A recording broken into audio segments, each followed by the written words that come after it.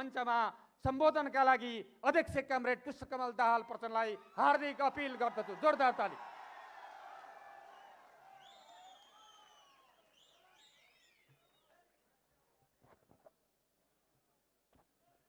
धन्यवाद उद्घोषक कमरेडलाई। हाम्रो पार्टीको यो 8औं राष्ट्रिय महाधिवेशन उद्घाटन सत्रमा प्रमुख अतिथिकै रूपमा उपस्थित नेपाली कांग्रेसका सभापति तथा देशका सम्माननीय प्रधानमन्त्री शेरबहादुर देउवाजी, पूर्व प्रधानमन्त्री तथा नेकपा एकीकृत समाजवादीका अध्यक्ष कमरेड माधव कुमार नेपाल, अन्य सबै राजनीतिक दलका नेता तथा प्रतिनिधि साथीहरू, हाम्रो केन्द्रीय समितिका सबै सहयोद्धा कमरेडहरू र यो 8औं महाधिवेशनमा उपस्थित सम्पूर्ण प्रतिनिधि, पर्यवेक्षक र पत्रकार साथीहरू, समय धेरै घर्किसकेको छ। मैले हिजो बेलुका मात्रै यो प्रथम राष्ट्रिय सम्मेलन भनेर तयारी गरिएको यो प्रक्रियालाई राष्ट्रिय महाधिवेशन भन्ने निर्णय हिजो साँझ मात्रै गरिएको थियो स्थायी समितिबाट र आज बिहान मात्रै केन्द्रीय समितिको औपचारिक बैठकबाट यसलाई 8औं राष्ट्रिय महाधिवेशनको रूपमा अगाडि बढाउने निर्णय गरिएको थियो। हामीले महाधिवेशन गर्ने निर्णय त गर्यौं, यो बारे मैले अहिले व्याख्या गर्नु परेन, तर महाधिवेशन हुनको लागि कम्तीमा पनि देशका सबै प्रमुख राजनीतिक दलका नेताहरूको उपस्थिति र उहाँहरूको कम्तीमा शुभकामना आवश्यक हुन्छ। यति छोटो समयको सूचनाबाट सबै पार्टीका नेताहरू उपस्थित गराउन सकिएला त?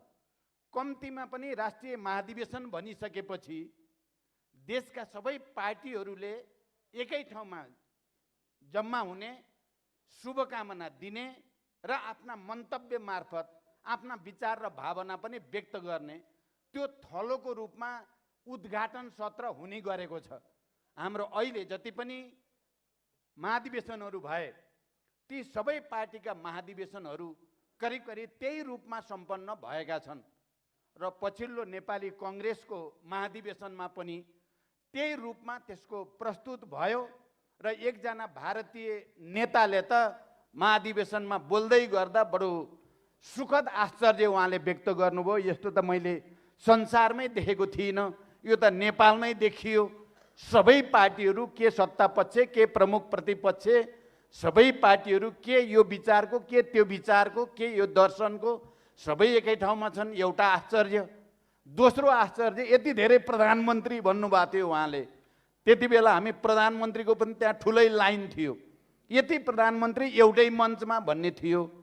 त्यसकारण मैले यति छोटो अवधिमा सबै पार्टीका नेताहरूको समय मिल्ला नमिल्ला भन्ने एउटा चिन्ता हामीलाई थियो, तर छोटै समयको सूचनामा पनि सम्माननीय प्रधानमन्त्रीजीदेखि सबै पार्टीका नेताहरू, यद्यपि कोही प्रमुख नेता बाहिर भएको हुनाले उपस्थित हुन नसकेको कुरा पनि यहाँ जानकारी भइसकेको छ, सबैको उपस्थिति भयो र यति लामो समयसम्म हामी झन्डै 3-3:30 बजेदेखि अब 7 बज्न लाग्यो, यत्रो समयसम्म सबै नेता साथीहरू धैर्यतापूर्वक बस्नु भएको छ।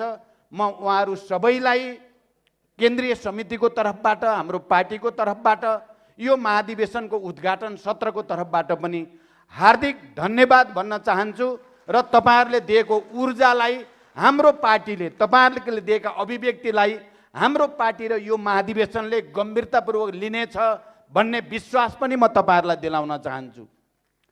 दोस्रो कुरा मेरो कहाँ ध्यान आकर्षित भएको छ भने, हुन त माओवादी पार्टीको महाधिवेशन भएर हो कि आज जति पनि नेताहरूले बोल्नुभयो बडो जीवन्त रूपले बोल्नुभयो भन्ने मलाई महसुस भयो। आजको बोलीमा कृत्रिमता मैले कहीँ महसुस गरिन। भित्र मनकै कुरा, आफ्नो पार्टीकै कुरा, आफ्ना भावनाका कुराहरूलाई बडो चाहिँ इमानदारीता साथ नै यहाँ प्रस्तुत भएको महसुस गरेँ र मैले ती सबै प्रस्तुतिहरूलाई एउटा ठुलो डिबेट भयो यो महाधिवेशनमा भन्ने ठाने। बडो यो हामी माओवादीको निम्ति खुसीको कुरा हो, गर्वको कुरा पनि हो। यति छोटो समयको सूचनामा आएर सबै नेता कमरेडहरूले र मित्रहरूले आफ्ना कुराहरूलाई छोटोमा तर गम्भीरताको साथ देशको आन्दोलनको, लोकतन्त्रको, जनताको समृद्धिको आकांक्षालाई हामीले कसरी पुरा गर्न सकिएला भन्ने विषयमा केन्द्रित भएर विचारहरू यहाँ प्रस्तुत भए। तपाईहरूले यो हाउसले मलाई लाग्छ सबै नेताहरूले बोल्दा तपाईहरूले ताली लगाउनु भयो। म बडो गम्भीरतापूर्वक तपाईँहरूलाई पनि हेरिराखेको थिएँ। तपाईँहरूले विचार मिल्ने नेताले बोल्दा पनि नमिल्ने नेताले बोल्दा पनि ताली लगाइ नै राख्नु भयो। किन ताली लगाउनु भयो भन्दा यो एउटा ग्रेट डिबेट ठान्नुभयो तपाईँहरूले। महाधिवेशनको एउटा ठुलो भाग सफल भइसक्यो र यो महाधिवेशनको ग्रेट डिबेटको सुरुवात गराउने, महान बहसको सुरुवात गराउने देशका सबै नेताहरूले जो भूमिका खेल्नुभयो, यसको निम्ति पनि म पार्टीको तर्फबाट र यो महाधिवेशन हाउसको तर्फबाट तपाईँहरूले पटक पटक लगाएको तालीको प्रतिनिधित्व गर्दै म सबै नेताहरूलाई फेरि हार्दिक बधाई र धन्यवाद भन्न चाहन्छु। मैले के महसुस गरेँ भने यो महाधिवेशन हामीले छोटो समयमा सम्मेलनलाई महाधिवेशन भनिए पनि र भोलिदेखि बन्द सेसनमा हामीले कसरी प्रस्तुत हुने भन्ने कुराको दिशानिर्देश यहाँ भइसक्यो। यहाँ एकजना नेताले भन्नुभयो यो महाधिवेशन माओवादी केन्द्रको मात्रै महाधिवेशन हुने छैन। यो महाधिवेशनले लिने निर्णय, यसका सङ्कल्पहरू, यसका कार्यदिशाहरूले देशकै राजनीतिलाई महत्त्वपूर्ण प्रभाव पार्नेछ। त्यस अर्थमा यो महाधिवेशनतिर सिङ्गो देशले गम्भीरतापूर्वक हेरेको छ। यो हेरेको छ सिङ्गो देशले भन्ने कुराको एउटा सजीव प्रमाण त नेताहरूको उपस्थिति र उहाँहरूको अभिव्यक्ति नै हो। यहाँ राप्रपाको तर्फबाट देखि उहाँले भन्नुभयो हाम्रो त भिन्नै विचार हो भन्दा भन्दै पनि राष्ट्रिय स्वाधीनता र राष्ट्रवादको पक्षमा राष्ट्र सर्वोपरि हो भन्ने कुरामा हामी सबै नेपाली र सबै नेपालका राजनीतिक दलहरूको सहमति छ भन्ने कुरा पनि भन्न छुटाउनु भएन। आज मैले सिपिजीले पहिला त सिपिजीले प्रस्तुत गर्दा हुन त उहाँले आफ्नो विचार बडो चाहिँ खुला ढङ्गले नै राख्ने गर्नुहुन्छ। कहिलेकाहीँ अलि राखेको तितो हो कि जस्तो त लाग्छ, तर पनि उहाँले राख्नुहुन्छ। आज चाहिँ मलाई उहाँले राखेको पनि तितो लागेन। उहाँले पनि बडो गम्भीर ढङ्गले माओवादी अगाडि के चुनौती छन्, यसको सामना गर्न सक्छ कि सक्दैन माओवादी केन्द्रले, या देशको अगाडिका समस्याहरूको समाधान हुन्छ कि हुँदैन भनेर राख्नुभयो। मलाई बडो चाहिँ गम्भीर लाग्यो र मैले उहाँले बोलिसकेपछि भने तपाईँले बोलेर नोट गर्नु भएर त त्यो नोट दिनुहुन्छ मलाई भने मैले उहाँले भन्नुभयो म त्यसलाई साफी गरेर दिन्छु भन्नुभएको छ। म उहाँलाई पनि विशेष धन्यवाद भन्न चाहन्छु। अनि हामी सँगै धेरै लामो समयसम्म काम गरेका कमरेड सीपी गजुरेल, उहाँले आज जुन ढङ्गले प्रस्तुत गर्नुभयो र तपाईँ कमरेडहरूले उहाँको प्रस्तुतिमा जस्तो प्रतिक्रिया दिनुभयो, मैले यसलाई पनि एउटा ठुलो ऐतिहासिक सन्दर्भसहितको सकारात्मक सन्देशको रूपमा लिएको छु। म कमरेड सीपी गजुरेललाई पनि धन्यवाद भन्न चाहन्छु। मैले अहिले लामो व्याख्या गरेर समय लिन्न। मैले प्रधानमन्त्रीजीलाई भने म छोटो बोल्छु, अरू साथीहरूलाई पनि भनेको छु म छोटो बोल्छु, म छोटै बोल्छु। म विस्तारपूर्वक त भोलि बन्द सत्रमा बोलाउँला हाम्रो विचार, रणनीति, कार्यनीति, सिद्धान्त, सङ्गठनको बारेमा। तर आज हामीले यो महाधिवेशनबाट गर्न चाहेको कुरा हामीले एउटा चाहिँ आत्मसमीक्षा नै हो, आत्मआलोचना नै हो। हामी शान्ति प्रक्रियामा आएपछि कहाँ कहाँ चुक्यौँ, विचारको क्षेत्रमा, सङ्गठनको क्षेत्रमा, संरचनाको क्षेत्रमा, रणनीतिक कार्यनीतिमा कहाँ चुक्यौँ। र म यति चाहिँ अहिले सुरुमै भन्न चाहन्छु र यो प्रस्तावमा सबभन्दा धेरै आत्मसमीक्षा मैले मेरै गरेको छु। तपाईहरुले त्यो प्रतिवेदन पारित भइसकेपछि देख्नुहुनेछ। जनयुद्धको तयारी र नेतृत्व गर्ने अवसर मलाई जुट्यो। शान्ति सम्झौतामा हस्ताक्षर गर्ने, 12 बुँदे समझदारी गर्ने, संयुक्त जनआन्दोलन उठाउने, संविधान सभा प्रधानमन्त्रीले जसरी भन्नुभयो यो सबै अवसर पनि मलाई प्राप्त भयो भने अहिले माओवादी आन्दोलन कमजोर जस्तो, माओवादी पार्टी कमजोर जस्तो देखिनुमा मैले अरूलाई आरोपित गरेर हुँदैन। मैले प्रमुख नेताको हैसियतले म भित्र नै खोज्नुपर्छ भनेर मैले आफैलाई चिरफार गरेको छु। कमरेडहरू, मैले आफैलाई चिरफार गरेको छु। मलाई लाग्छ कमरेड सीपी गजुरेलदेखि कमरेड किरण, विप्लव लगायत बाबुरामजीहरू सबैले र माधवजीले अहिले मलाई भन्नुभयो तपाईँले दस्तावेज दिनुहोस् भनेर। मैले भने मैले त हामीले नै पहिला बाँडेका छैनौँ, हामी आपसमा भोलिदेखि बाँडेपछि म तपाईँलाई दिउँला भनेको छु। मलाई लाग्छ यसले हामी सबैलाई, खालि माओवादीलाई मात्रै होइन, नेपालमा साँचो अर्थमा कम्युनिस्ट आन्दोलनलाई बलियो बनाउन चाहने, समाजवादी अभियानलाई साँचो अर्थमा अगाडि बढाउन चाहनेहरू सबैलाई एउटा उत्प्रेरणा दियोस् भन्ने उद्देश्यको साथ यो महाधिवेशनमा हामी प्रस्तुत हुँदैछौँ। म सबै नेतागण र सम्पूर्ण प्रतिनिधि साथीहरूलाई सुरुमै यो जानकारी गराउन चाहन्छु र तपाईँहरू सबै पनि गम्भीर आत्मसमीक्षा सहित नयाँ ढङ्गले जनतामा प्रस्तुत हुने र जनता र राष्ट्रको बृहत्तर हितको निम्ति आफूलाई समर्पित गर्ने हिसाबले यो महाधिवेशनमा प्रस्तुत हुनुहुनेछ। र अहिले जसरी यो उद्घाटन सत्रमा विभिन्न विचार कोणहरूबाट देश र जनताको निम्ति कुराहरू राखिएको छ त्यसलाई चिन्तन मनन गर्नुहुनेछ, म यो पनि भन्न चाहन्छु। अनि त्यसको साथै आजको एउटा महत्त्वपूर्ण मैले महसुस गरेँ। हुन त बिहान मेरो कमरेड केपी ओलीसँग पनि कुरा भएको थियो फोनमा।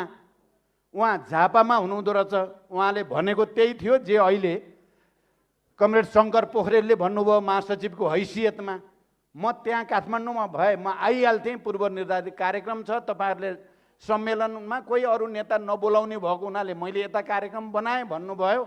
सक्नुहुन्छ भने आउनुहोस्, 12-1 बजे 2 बजेसम्म आए पनि हुन्छ भनेको थिएँ मैले। तर उहाँले भन्नुभयो म महासचिव पठाउँछु भन्नुभयो। साँच्चै महासचिव आउनुभयो। महासचिवको हैसियतले उहाँले जे कुरा राख्नुभयो त्यो पनि मलाई लाग्छ हामी सबैको लागि मननयोग्य कुरा नै उहाँले राख्नुभयो। र सबभन्दा मलाई मन परेको कुरो भित्र के हो भने हामीले पार्टी एकता गरेर गल्ती गरेका थिएनौँ। म कमरेड शङ्कर पोखरेल र उहाँ मार्फत सिङ्गो नेकपा एमालेका साथीहरूलाई भन्न चाहन्छु हामीले गल्ती गरेका थिएनौँ। फेरि एकचोटि आत्मसमीक्षा गरौँ, कहाँ थियो त गल्ती, के कारणले हामी दुई ठाउँमा हुन पुग्यौँ, के कारणले त्यत्रो सपना हामीले आफैले भत्कायौँ, त्यसको समीक्षा गरौँ। हामीले गल्ती गरेका थिएनौँ, हाम्रो उद्देश्य गलत थिएन।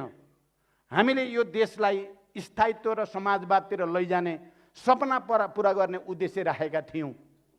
उहाँले जुन स्पिरिटमा राख्नु भएको छ हाम्रो लागि पनि त्यो चिन्तन मनन गर्न लायक छ। म अहिले यहाँ कुरा भइसक्यो, यो उद्घाटन सत्र हो, यहाँ वाद विवाद र बहस भन्दा पनि आफ्ना विचार सकारात्मक ढङ्गले प्रस्तुत गर्ने र यो अधिवेशनलाई एउटा पार्टीको मात्रै राष्ट्रिय अधिवेशन होइन, यो देशकै राष्ट्रिय अधिवेशन बन्न सकोस् भन्ने जो शुभकामना आएको छ, म सबैलाई धन्यवाद भन्न चाहन्छु। साँच्चै हामी यो माओवादीको मात्रै होइन, यो देशलाई नै एउटा नयाँ दिशा, एउटा नयाँ उत्साह, एउटा नयाँ प्रतिबद्धता, कमिटमेन्ट दिने अधिवेशन बन्न सकोस् भनेर हामी चाहेका छौँ। यसमा तपाईँहरू सबैले राख्नुभएका कुराहरू हाम्रो लागि प्रेरणा बनेका छन्। मैले त्यसलाई त्यही रूपमा ग्रहण गरेको छु र मलाई लाग्छ यो हाउसले पनि त्यसरी नै ग्रहण गरेको छ। अनि हाम्रो कमरेड भनौँ, हिजोको हामी कमरेड, अब आज त उहाँ जसपाको अध्यक्ष हुनुहुन्छ उपेन्द्र यादव, उहाँले यहाँ राखि नै हाल्नुभयो। हामी हिजो एउटै उद्देश्यका निम्ति एकै ढङ्गले युद्धमा लागेका मानिसहरू हौँ।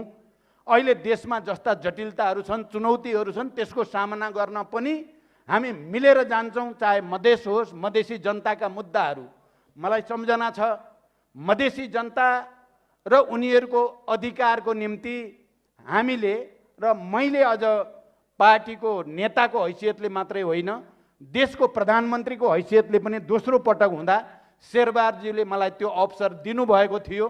त्यति बेला मैले संविधान संशोधन गरेर भए पनि मधेसी जनताको, आदिवासी जनजातिको, दलित महिलाहरूको, मुस्लिमको सबैको पनि केही हक अधिकार थप्नुपर्छ भनेर संशोधन प्रस्ताव दुई पटक मैले सदनमा दर्ता गराएको थिएँ। त्यो कुरा पनि म आज स्मरण गर्न चाहन्छु र आउने दिनमा पनि हामी मधेसका या सबै उत्पीडित वर्ग समुदायका सङ्घीय लोकतान्त्रिक गणतन्त्रको मर्म र भावना अनुसार तिनलाई सम्बोधन गर्ने, तिनलाई अगाडि बढाउने हामीले प्रयास यस अधिवेशनबाट अगाडि बढाउनेछौँ। मलाई विश्वास छ त्यसले जनतासँग हाम्रो सम्बन्ध अलिकति लुज भएको, खुकुलो भएको सम्बन्धलाई आजको उद्घाटन समारोहका अभिव्यक्तिहरूले र हामीले यो महाधिवेशनमा गर्ने छलफल, बहस र निष्कर्षहरूले फेरि जीवन्त रूपमा अगाडि ल्याउनेछ भनेर विश्वास पनि म व्यक्त गर्न चाहन्छु। र म कमरेड उपेन्द्र यादव, फेरि कमरेड भन्न आयो, त्यो पुरानो बिर्सिएकै छैन, त्यो बिर्सिनै सकिँदैन। अनि त्यसपछि कमरेड माधव कुमार नेपालले जे अभिव्यक्ति दिँदै आउनु भएको छ र आज पनि जे दिनुभएको छ, म उहाँलाई पनि विशेष रूपले धन्यवाद भन्न चाहन्छु। हामीले पछिल्लो चरणमा पार्टीमा विचारको निम्ति, सुशासनको निम्ति, जनताको समृद्धिको आकाङ्क्षा पुरा गर्नको निम्ति, दिन दुखी गरिबहरूलाई कसरी राहत दिन सकिएला भन्ने विषयमा हामीले बडो नजिक भएर काम गऱ्यौँ। हामी सफलै थियौँ भन्ने लाग्छ मलाई। हामी देशव्यापी अभियानमा पनि हिँड्यौँ र मलाई विश्वास छ आउने दिनमा हामी यो गठबन्धन मात्रै होइन, त्योभन्दा अगाडि बढेर कमरेड शङ्कर पोखरेलले पनि जे राख्नु भएको छ उहाँहरूले एमाले भित्र पनि समीक्षा गर्नुहुनेछ, त्यही लाइनमा र एउटा नयाँ वातावरण बन्नेछ भनेर विश्वाससहित म कमरेड माधव कुमार नेपाललाई पनि हार्दिक धन्यवाद भन्न चाहन्छु। र अन्तिममा वक्ताको, अब हाम्रो पार्टीकै साथीहरूले बोलेको कुरामा त कमरेड नारायण काजी श्रेष्ठ, कमरेड मातृका यादवले त हाम्रो पार्टीकै लाइन बोल्नुभयो, त्यसको बारेमा मैले धन्यवाद भनिराख्न पनि परेन। उहाँहरूले बोल्नु पर्थ्यो त्यही बोल्नुभयो। अब बडो संक्षिप्त बोल्ने हाम्रो प्रधानमन्त्रीजी आज बडो सुन्दर बोल्नु भएको लाग्यो। त्यो कस्तो मिठो बोल्न सके जस्तो लाग्यो र उहाँ कस्तो मान्छे बडो सोझो जस्तो पनि, इनोसेन्ट हो कि जस्तो पनि। सजिलै भनिदिनु भयो, यो सबै प्रचण्डले नै भयो है, नत्र हुन्थेन भनिदिनु भयो उहाँले त। तर ठुलो स्टेटमेन्ट भन्नुभयो। म प्रधानमन्त्रीजीप्रति हार्दिक आभार व्यक्त गर्न चाहन्छु। तपाईँले इतिहासका खास खास मोडमा ठुल्ठुला स्टेटमेन्ट दिनुभएको छ। हामी शान्ति प्रक्रियामा आउने तयारी गर्दै थियौँ, उहाँले भनिदिनु भयो प्रचण्ड एउटा बहादुर नेता हो नेपालको, म युद्ध गरिरहेको छु, उहाँ प्रधानमन्त्री हुनुहुन्छ, प्रधानमन्त्रीले विद्रोहीलाई बहादुर नेता भनेर भनिदिनु भयो। बडो सहज ढङ्गले भन्नुभयो, तर त्यसको जबरजस्त प्रभाव देशमा पर्यो। हेर्दाखेरि सानो हो स्टेटमेन्ट, तर त्यसको असर एउटा प्रधानमन्त्री जस्तो हैसियतको व्यक्तित्वले विद्रोही नेतालाई बहादुर, सानो कुरा होइन। पछिल्लो पटक हामी प्रधानमन्त्री लेनदेन गऱ्यौँ, आलो पालो गऱ्यौँ हामी केही समय। मैले जति बेला जे गर्ने भनेर उहाँको र मेरो सहमति भएको थियो, मैले त्यति बेला त्यसरी नै मैले प्रधानमन्त्री छोडेर उहाँलाई प्रधानमन्त्री प्रस्तावित गरेँ। उहाँले संसदको मञ्चबाट सम्बोधन गर्नुभयो र भन्नुभयो, बडो सजिलै भन्नुभयो, प्रचण्ड चाहिँ राजनेता नै रहेछ, राजनेता भेटियो भन्नुभयो उहाँले। सजिलै भन्नुभयो, तर ठुलो स्टेटमेन्ट भन्नुभयो उहाँले। स्टेटमेन्ट त ठुलो हो नि, धेरै ठुलो स्टेटमेन्ट भन्नुभयो। आज बडो इमान्दारिता साथ आजको परिवर्तनको निम्ति, संविधान सभाको निम्ति, सङ्घीय लोकतान्त्रिक गणतन्त्रको निम्ति, शान्ति सम्झौताको निम्ति माओवादीको भूमिका, त्यसको नेतृत्वको हैसियतले प्रचण्डको भूमिकाबारे जे भन्नुभयो, मैले साँच्चै हृदयदेखि आभार व्यक्त गर्न चाहन्छु। मलाई अलिअलि डर लागेको छ। अलिअलि डर के लागेको छ भने कङ्ग्रेसभित्र उहाँले अलिअलि आलोचना खेप्न पर्ने त होइन अहिले, तर मलाई लाग्छ उहाँ धेरै अनुभव हासिल गरिसक्नु भएको छ। त्यो सानातिना आलोचना र विरोधले उहाँको छाला धेरै दह्रो भइसकेको हुनाले उहाँले सजिलै भनिदिनु भयो गठबन्धन चाहिँ कुनै हालतमा म त चाहन्छु परैसम्म लैजाने चुनाव पछि पनि भनिदिनु भयो यहाँ सजिलै।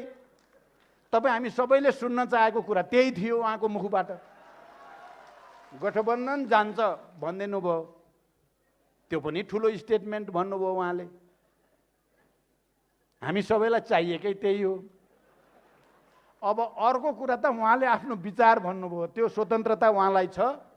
एमसिसी बारे उहाँले आफ्नो कुरा भन्नुभयो, तर उहाँले हामी कहाँ हो चाहिँ यो राष्ट्रघाती भएको त्यो देखाइदिनु पर्यो मलाई। म राष्ट्रघात चाहन्छु त म पनि देशभक्त हो भन्ने कुरा त प्रमाणित छ भन्नुभयो। र हामी छलफल गर्दैछौँ, छलफल गरेर हामी समझदारी बनाउँछौँ भन्नुभयो। यो पनि ठुलो कुरा नै भन्नुभयो। मानिसहरूमा जो कन्फ्युजन थियो नि, कता कता अब सत्ता पक्ष र प्रतिपक्षको बिचमा सदनभित्र जे चलिराखेको छ त्यसमा विभिन्न खालका अभिव्यक्ति आएको सन्दर्भमा प्रधानमन्त्रीको यो अभिव्यक्ति पनि धेरै महत्त्वपूर्ण अभिव्यक्ति आयो भन्ने लाग्छ। र म अन्तिममा अलिकति मात्रै यो महाधिवेशनमा के हुँदैछ भन्ने कुराको चित्र, हुन त कमरेड जनार्दनले अलि पुरै पिक्चरै भनोस् जस्तो गर्नुभयो। अब अहिले पिक्चर भनेर हामी सबै भोक पनि लागिसक्यो, थकाइ पनि लागिसक्यो। यत्र नेताहरूलाई शास्ति नै भइसके जस्तो लाग्छ, मलाई पो डर लाग्छ। अब दिनु छैन। हामीले अहिले के गर्न खोज्दैछौँ भन्ने कुराको टु द पोइन्ट भन्ने हो भने एउटा हामी अन्तर्राष्ट्रिय परिस्थितिको अलिक गम्भीर ढङ्गले अध्ययन र समीक्षा गर्दैछौँ। समाजवाद र पुँजीवादका बिचको यति बेलाको विश्व प्रवृत्तिहरूमा अर्थतन्त्रको कहाँ पुगेको छ, उत्पादक शक्तिको विकास भन्ने बारेमा, मानिसहरूको बिचको उत्पादन सम्बन्धको स्थिति के छ भन्ने बारेमा अलि मेहनत गरिएको छ र त्यसलाई नयाँ सिराबाट निष्कर्ष दिने कोसिस गरिएको छ। एक, दुई, नेपालको ऐतिहासिक पृष्ठभूमि सहित हामी कहाँ आइपुगेका छौँ, नेपाल हाम्रो अगाडि के चुनौती छन् र त्यसको सामना कसरी गर्ने भन्ने कुरालाई अलि सविस्तार व्याख्या विश्लेषण गर्दै एउटा निष्कर्ष दिन खोजिएको छ। दुई, तीन, अहिले विज्ञान प्रविधिको साह्रै धेरै विकास भएको छ। खास गरी 1980 देखि यतापट्टि सूचना प्रविधिमा भएको क्रान्ति र यो ग्लोबलाइजेसन भन्ने कुरा र डिजिटलको युगसम्म आउँदा विज्ञानले साँच्चै एउटा चमत्कारिक विकास गरेको छ। त्यो विज्ञान प्रविधिको विकासको विश्व अर्थतन्त्रमा कस्तो प्रभाव छ, विश्व राजनीतिमा कस्तो प्रभाव छ, मानिसहरूको आपसी सम्बन्धमा कस्तो प्रभाव छ भन्ने कुराको समीक्षा गरिएको छ। र यसले यो विज्ञान प्रविधिले समाजवादलाई अस्वीकार गरेको छ कि समाजवाद चाहिँ नभई भनेको छ त। यो विज्ञान प्रविधिको विकास र अहिले भूमण्डलीकृत पुँजीवाद भनौँ, जो वित्तीय पुँजीवादको वर्चस्व भएकोहरूको सम्बन्धले धनी र गरिबको खाडल बढेको छ कि घटेको छ भन्ने आकलन हेरिएको छ र धनी र गरिबको खाडल त झन् बढेको छ। सीमित विकसित देशहरूमा केन्द्रित भएको साधन स्रोत र पुँजी चाहिँ र थर्ड वर्ल्ड कन्ट्री भनौँ या अल्प विकसित र विकासशील देशमा जो स्थिति छ त्यो दरार निकै भयानक दरार भएको छ। त्यसकारण समाजवाद झन् बढी आवश्यक भएको छ भन्ने निष्कर्ष दिन खोजिएको छ। तेस्रो कुरा। चौथो कुरा, हामीले हाम्रै राजनीतिक विकासको सन्दर्भ ल्याउँदै चाहिँ हामी अब कस्तो कार्यदिशा अन्तर्गत समाजवाद उन्मुख समृद्धि भनेको के हो र त्यो समाजवाद उन्मुख समृद्धि हुँदै सामाजिक न्याय र विकासको नयाँ युगतिर देशलाई लैजाने, यो देशका सबै उत्पीडित वर्ग, जाति, क्षेत्र, समुदायको हक अधिकारलाई संरक्षित गर्ने के उपाय हुन सक्छ भन्ने बारेमा नयाँ र अलिकति परिमार्जित कार्यनीति र रणनीति प्रस्तुत गरिएको छ। चौथो। अर्को चाहिँ अहिलेको दुनियाँमा चाहिँ केही गम्भीर र संवेदनशील विषयहरू अहिले विश्वव्यापी रूपमा उठेका छन्। एउटा त यो पर्यावरण विनाशको समस्या, पृथ्वीको तापक्रममा भइरहेको वृद्धि, जलवायु परिवर्तन, समुद्रको सतह बढ्ने, हिउँ परत पग्लेर समुद्रको सतह बढेर समुद्र वरिपरि भएका देशहरूको अस्तित्व खतरामा पर्ने, यत्रो विकास भयो विज्ञान प्रविधिको भनिएको छ। अब समुद्रभित्रका थुप्रै नस्लका जलचरहरू लोप हुन थाले अनि जमिनमा रहेका पनि थुप्रै स्थानीय नस्लका जीवजन्तुहरू नष्ट हुन थाले। मानिसहरूलाई विभिन्न खालका रोग व्याधिहरू यति व्यापक रूपमा सताउन थाल्यो र विश्वव्यापी आक्रमण पनि बढेको छ। अहिले डायबिटिज, बीपी, क्यान्सर, मुटु, फोक्सो, किडनीका समस्या त आम भएर गए। यति धेरै विकास हुनुमा हाम्रो खाद्यान्न, हाम्रो खाद्य संस्कृति, हाम्रो लवाई खवाई, हाम्रो अहिले विकास भएको सबै जुन आयात निर्यातको स्थिति छ यसको के असर छ त? र यो पर्यावरण विनाशलाई रोक्नको लागि समाजवादीहरूले के भूमिका खेल्न सक्छन् भन्ने कुरालाई विशेष रूपले मेहनत गरेर त्यहाँ एउटा विश्वव्यापी अभियान कसरी छेड्न सकिन्छ त? हामी नेपाल हिमालयको काखमा छौँ, हिउँ पग्लिँदैछ, यसले जलवायु परिवर्तन भयानक रूपले हामी सबैले भोगिसक्यौँ। नआउनु पर्ने बेलामा भयानक बाढी आउँछ, नजानु पर्ने भूस्खलन, भयानक ढङ्गले भूकम्प जान्छ, भूस्खलन हुन्छ। यो सबै प्रक्रियामा यो पुँजीवादी उत्पादन प्रणालीको भूमिका के कति छ त? यो कसले गर्दा भयो? गरिब देशहरूले गर्दा भयो? अल्पविकसित र विकासशील देशका जनताले गर्दा भयो भन्दा बिल्कुल होइन।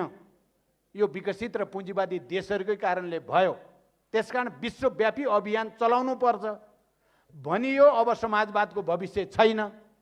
अब पुँजीवादको दिग्विजय भयो भनियो 1990 पछि, खास गरी औपचारिक ढङ्गले सोभियत सङ्घ र पूर्वी युरोपका समाजवादी देशहरूको विघटन भइसकेपछि पश्चिमा देशहरूमा एउटा ठुलो बुद्धिजीवीहरूले भन्न थाले अब पुँजीवादको दिग्विजय भयो, अब विचारको अन्त्य भयो, अब राष्ट्रहरूका सीमा भत्किए, अब सब चाहिँ निजीकरण, उदारीकरण, सीमा भत्काएर जहाँ पनि जो पनि जान पाउने हुन पर्यो भनियो। र हामी गरिब देशका सरकारलाई, पार्टीहरूलाई भनियो कि तिमीहरू खुला गर तिमीहरूको बजार हाम्रो मालको निम्ति, यही हो उदारवादी अर्थतन्त्र, यसैमा तिमीहरूको हित छ भनियो संसारभरिका अल्पविकसित र विकासशील देशहरूलाई। हामी त हो क्यारे भन्ठानेर जति पाइन्छ लिने भन्नेतिर गयौँ, तर झन् पछि झन् हामी गरिब हुँदै गयौँ। झन् पछि हामी जेमा आत्मनिर्भर थियौँ, पहिला हामी अन्नबालीमा आत्मनिर्भर थियौँ, अहिले छैनौँ। अरबौँको अन्न विदेशबाट ल्याउनु पर्छ।